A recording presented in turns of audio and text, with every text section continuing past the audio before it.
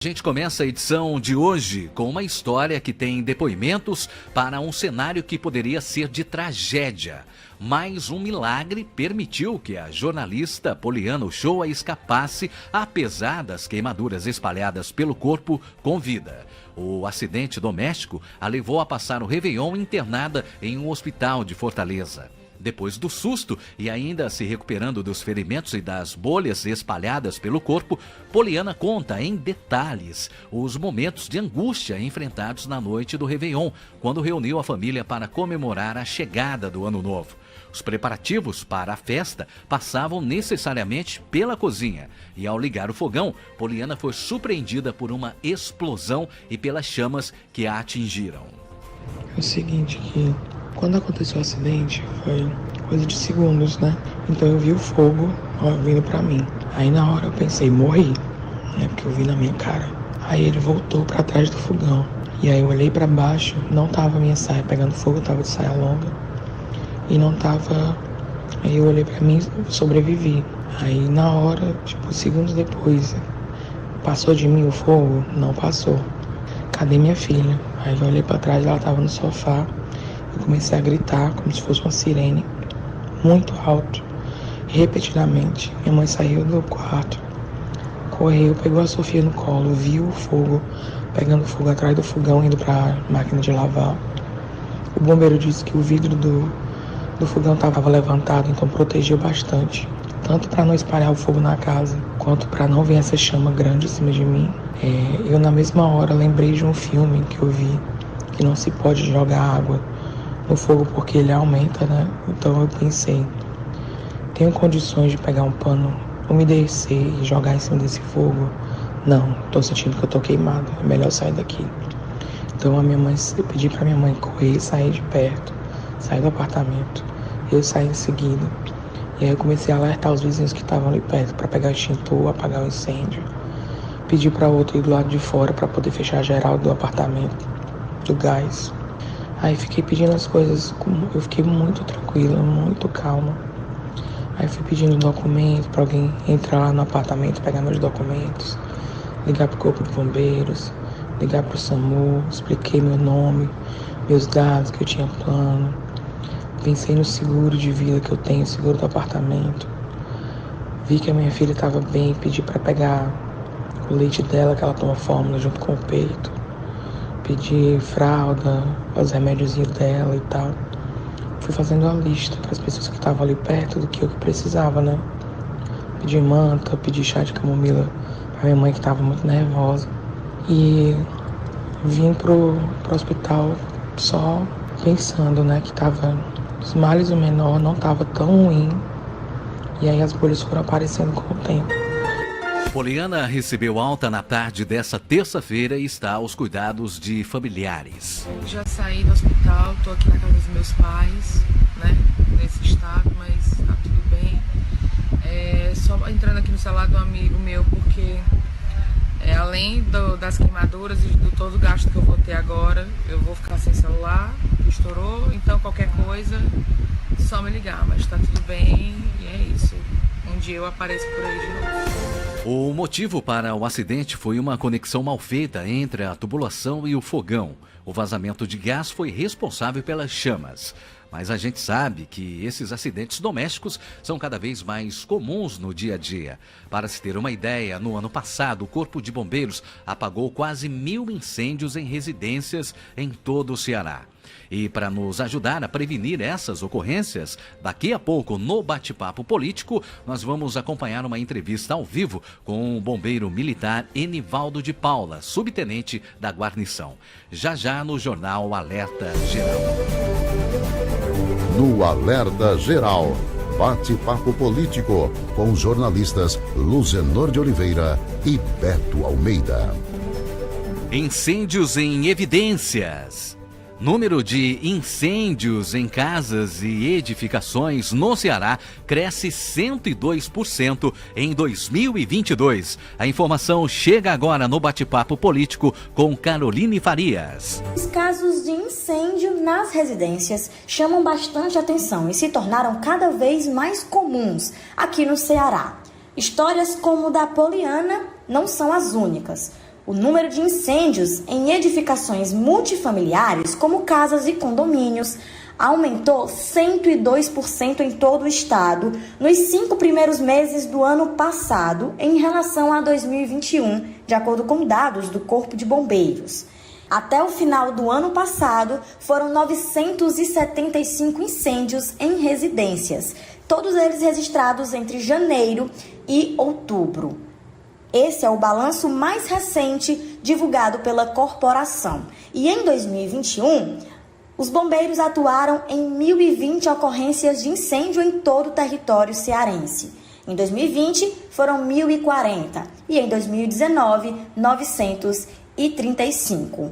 O Corpo de Bombeiros orienta a população a realizar a manutenção da rede elétrica, já que a cada 5 anos é preciso sempre dar uma olhada nesses equipamentos. Além disso, é muito importante retirar o celular da tomada após a carga completa. Além disso, quando sair de casa, o registro do gás de cozinha e todos os equipamentos elétricos também precisam estar desligados. Com informações da redação, Caroline Farias, para o Jornal Alerta Geral.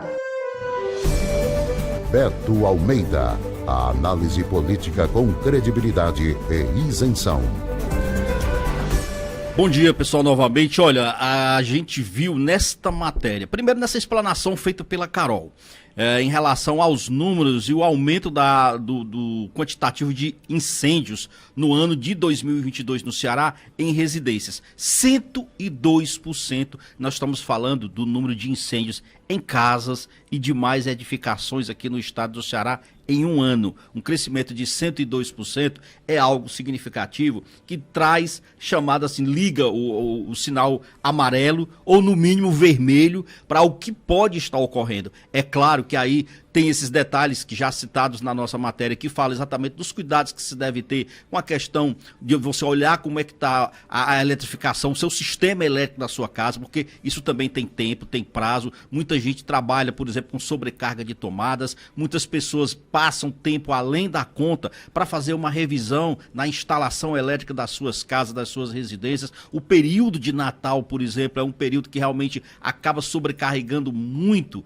a capacidade, o sistema elétrico das residências por conta dos enfeites natalinos, das luzes, enfim, há uma série de riscos. Mas para além disso, para além dessa questão, há uma outra preocupação. Os incêndios são provocados também por próprios equipamentos mal instalados dentro das residências. Nós vimos no primeiro bloco o caso da jornalista Poliana, que poderia ter, de fato, hoje a gente está contando essa história como uma tragédia, que não foi. Acabou tendo sim um final feliz, porque ela ficou ferida, mas está aí se recuperando. Mas olha, uma instalação mal feita de uma tubulação de gás, onde a conexão da mangueira do gás à tubulação no apartamento dela não ficou bem fixa, e isso acabou provocando uma explosão na própria noite de Réveillon. O gás fugiu, e aí o que aconteceu? Ela achou que já estava tudo tranquilo, quando foi então acionar o fogão, veio o problema. Poderia ter sido uma tragédia. Então são medidas que a gente olha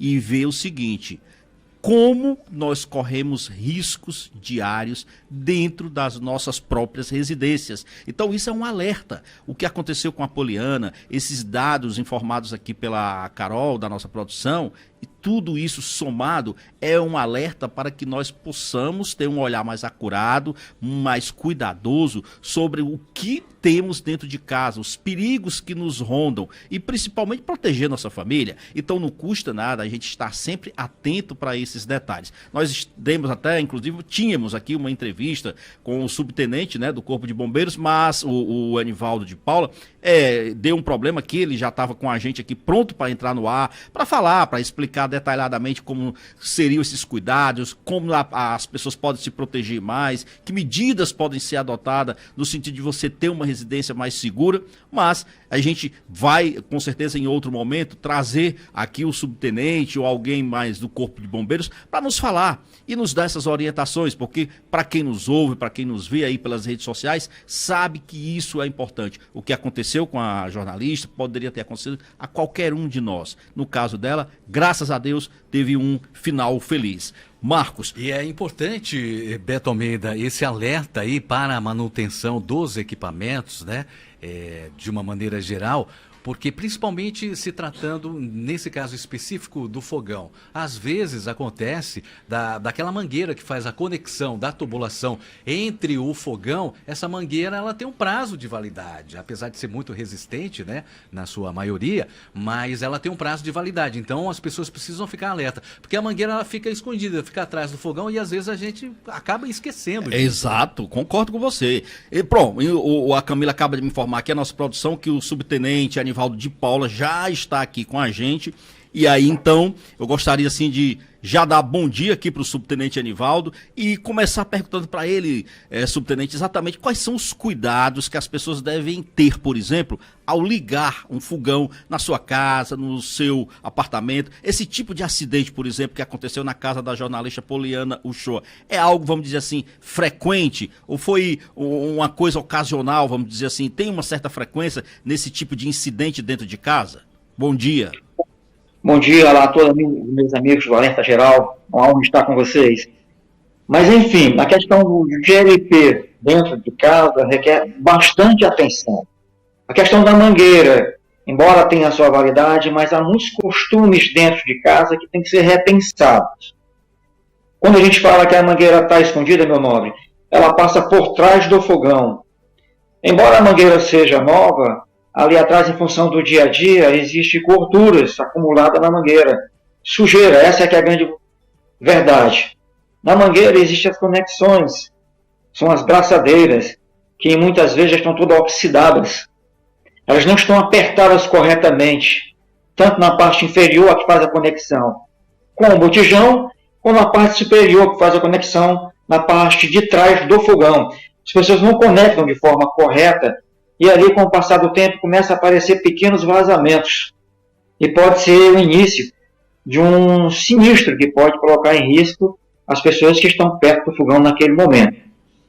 Mas, assim, pode falar. Não, beleza. Eu queria perguntar para o senhor o seguinte, nesse caso específico aí que o senhor falou exatamente na questão mesmo do mau uso e o tempo na conexão entre a tubulação e o fogão, quais são então as recomendações que o senhor daria para que a pessoa que está nos ouvindo, que está em casa, por exemplo, possa fazer essa inspeção dessa conexão de forma correta? Quais são os cuidados que a gente deve ter ali no dia a dia? Que recomendações o senhor daria?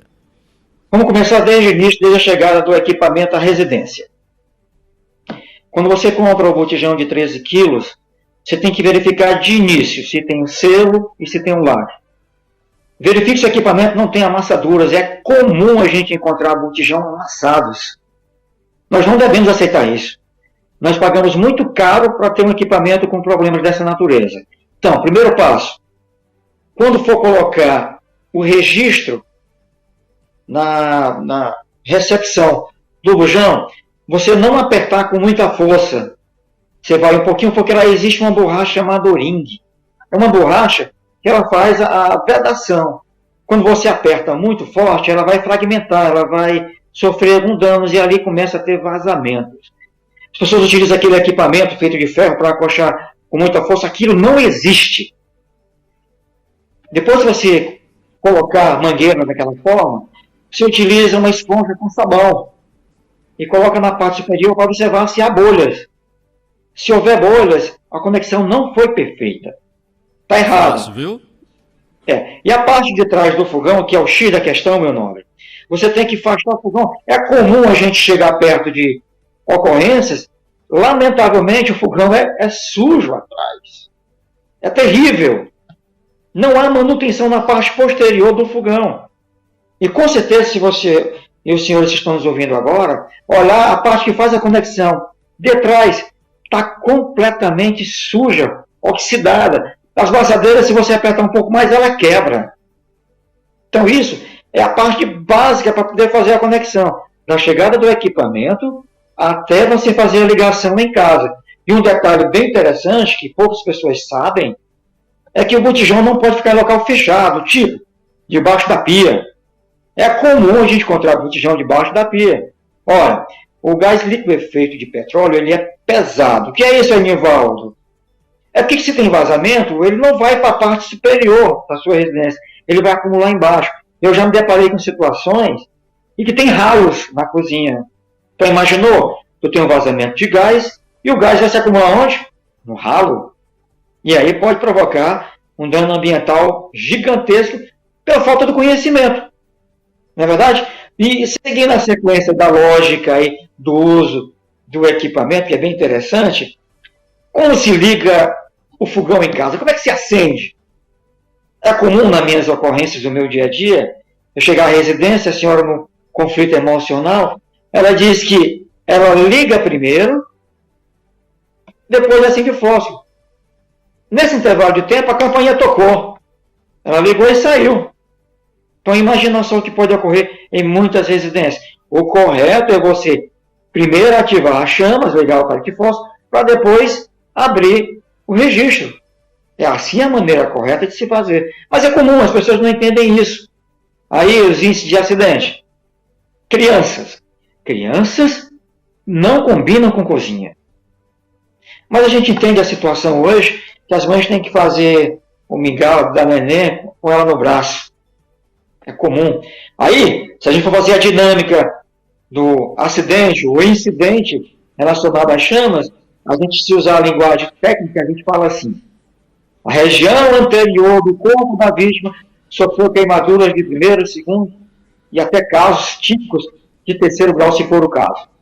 A parte da frente do corpo está exposto, literalmente, é o abdômen, o tórax, a face. Eu tenho que considerar para os senhores. Eu estou aberto a pergunta, viu, meu amigo? Pode perguntar, porque eu estou falando muito. Pronto, eu tenho aqui, a gente já está com o tempo aqui também um pouco corrido, mas eu tenho uma pergunta que eu achei interessante na entrevista da jornalista Poliana Uchoa. Ela diz o seguinte, que quando realmente começou lá o problema do incêndio, lá do vazamento do gás, ela pensou se jogava água ou não para apagar as chamas, subtenente. Ela disse que, de repente, ela se lembrou de um filme, ela disse, não vou jogar água. Então, é correta essa decisão realmente de não jogar água para apagar as chamas? Olha só, o gás de efeito de petróleo tem na sua composição interna a parte gasosa e líquida, o GLP. Existe uma pressão interna que ela vai colocar com força o gás para a parte externa do recipiente. Se ela jogar água, ela não vai resolver. O ideal é que, de acordo com o entendimento da pessoa que possui o gás, ela fechar o registro geral, assim, ela corta o abastecimento de combustível. Então, certo é não jogar água, porque é bem provável que lá tenha algum óleo superaquecido. Aí você tem um fenômeno, o Lover, corpo de bombeiros, está certo? E as chamas vão subir em função disso. Mas ela agiu corretamente. Subtenente Anivaldo, eu quero só pedir um pouquinho de paciência do senhor e também aqui dos nossos ouvintes. A gente vai chamar para um rápido intervalo e eu quero voltar, porque eu tenho mais umas perguntinhas só para a gente finalizar esse nosso bate-papo, tudo bem? Bom, estamos de volta aqui para o nosso bate-papo, que está bem interessante, Márcio, com o subtenente Anivaldo de Paula, do Corpo de Bombeiros, e eu quero retomar aqui, para a gente finalizar, mas fazendo uma pergunta. O senhor falou que muitas vezes as pessoas deixam o botijão, por exemplo, embaixo da pia, muitas vezes num armário fechado, mas assim, a recomendação correta é que este botijão de gás, subtenente, ele seja instalado numa área ao ar livre, de preferência do lado de fora, e que apenas a tubulação seja feita para a instalação na cozinha, não é isso? Com certeza, meu amigo. O problema é que a questão social evita que as pessoas coloquem o botijão fora de casa, no quintal. Já pensou? Se eu colocar o botijão fora de casa, quando chegar o botijão não está mais. Então, gera esse caos. Então, elas colocam dentro de casa mesmo, por falta de orientação. O importante é que o local seja bem ventilado. Essa é a regra geral. Para prefeito de conhecimento de vocês, já observaram que em algumas empresas, tipo pizzaria, onde tem aqueles botijões gigantescos, o portão é vazado embaixo, é justamente por isso, porque se houver vazamento, o gás vai migrar e vai fluir para outro canto. Mas o conselho que eu dou é que evitem colocar debaixo das pias, evitem colocar dentro de armários, evitem colocar aquelas capinhas que cobrem os botijões, não coloquem sacos vazios nos botijões, que tudo isso aí é material combustível, que a sua temperatura de ignição é baixa, vai pegar fogo rapidinho, dependendo do calor. Essa é a ideia mínima que a gente consegue passar para os nossos ouvintes.